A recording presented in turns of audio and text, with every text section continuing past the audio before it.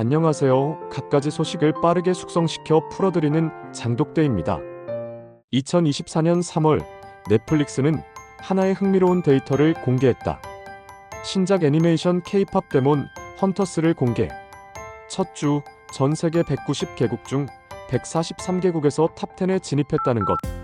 북미에서는 1위, 유럽 주요 국가에서도 상위권을 기록했다. SNS에는 음악과 애니의 완벽한 결합이라는 찬사가 쏟아졌고 팬아트와 커버 영상이 폭발적으로 증가했다.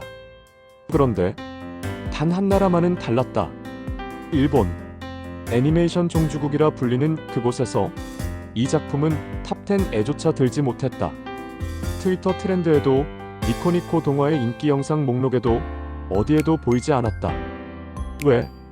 전 세계가 열광하는데 유독 한 나라만 침묵하는 현상. 이것은 단순한 취향의 차이일까? 아니면 그 이면에 우리가 미처 보지 못한 더 깊은 균열이 존재하는 걸까? 같은 아시아, 같은 한자 문화권, 비슷한 대중문화 소비 패턴을 가진 두 나라. 하지만 K-팝을 마주하는 순간 그들의 시선은 정반대 방향을 향한다. 전 세계 75억 인구가 하나의 멜로디에 춤출 때 1억 2천만 명만이 박자를 놓쳤다. 이게 과연 그냥 우연이라고 말할 수 있을까? 이 이야기는 한 편의 애니메이션이 드러낸 두 나라 사이 보이지 않는 문화적 경계선에 관한 기록이다. 전 세계를 사로잡은 애니메이션 K-팝 데몬 헌터스. K-팝의 리듬과 화려한 안무, 그리고 악마를 사냥하는 판타지 액션을 결합한 애니메이션. 반응은 폭발적이었다. 미국 빌보드는 음악과 액션의 혁명이라 평했고 영국 가디언은 K-팝의 글로벌 파워를 증명한 작품이라 썼다. 프랑스, 독일, 브라질, 멕시코 전 세계 SNS는 이 애니메이션으로 뜨거웠다. 특히 주목받은 건 음악이었다. 각 에피소드마다 삽입된 오리지널 K-팝 트랙은 스포티파이 글로벌 차트에 동시 진입했고 주인공들의 안무를 따라하는 챌린지 영상이 틱톡에서 1억 뷰를 돌파했다. 이건 단순한 애니가 아니야. K-팝 그 자체야. 음악 듣다가 소름 돋았어. 이게 진짜 한국 문화의 힘이구나. 애니 보면서 처음으로 K-팝에 입문했어요. 전 세계가 하나의 리듬으로 움직이고 있었다. 그런데 일본만 조용했다. 같은 시각 일본. 도쿄 시부야의 한 애니메이션 카페. 거대한 스크린에는 귀멸의 칼날 극장판 예고편이 반복 재생되고 있었다. 벽면에는 주술회전, 체인소맨, 최애의 아이 포스터가 빼곡했다. 하지만 K-팝 데몬 헌터스는 어디에도 없었다.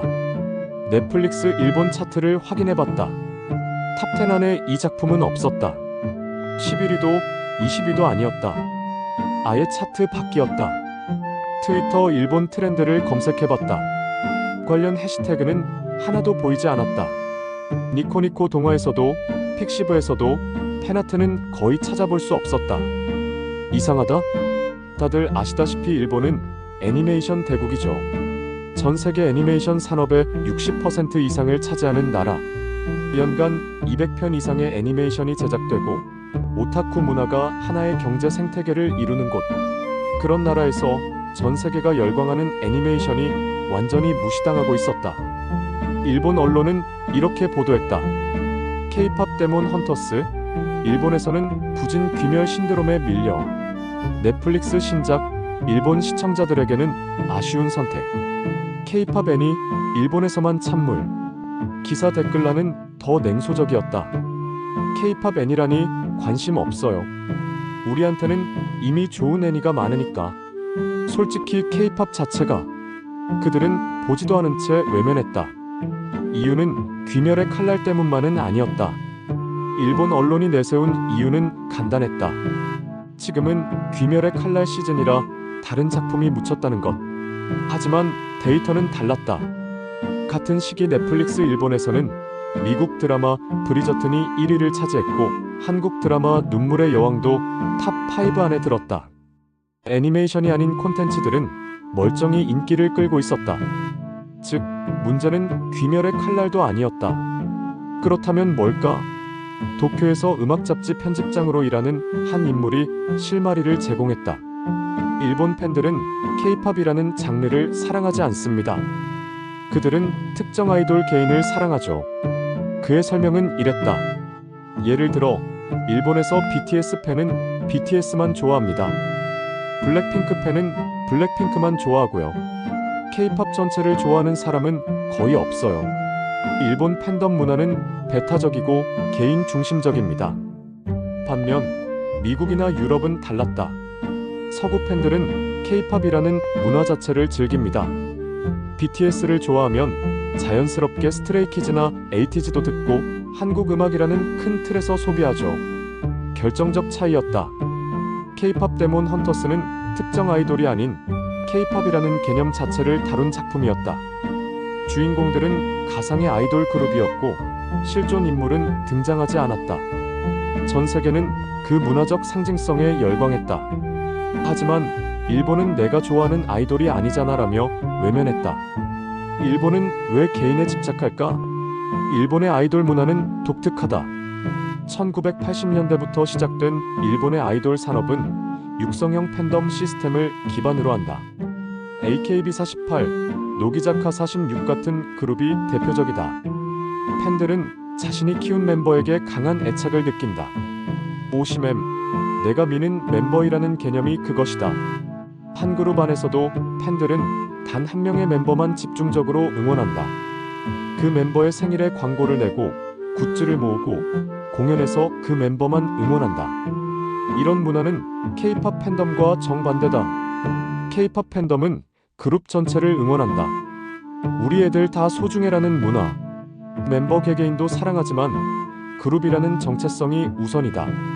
하지만 일본은 다르다. 일본 팬들은 내 아이돌과 남의 아이돌을 명확히 구분합니다. 심지어 같은 그룹 멤버끼리도 경쟁 구도죠.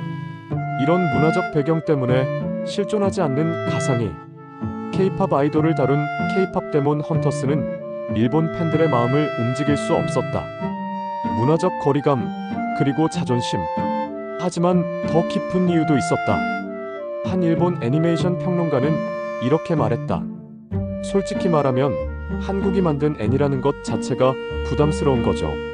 일본은 오랫동안 애니메이션 종주국이었다. 아톰, 건담, 에반게리온 수십 년간 세계를 지배한 문화 콘텐츠의 중심.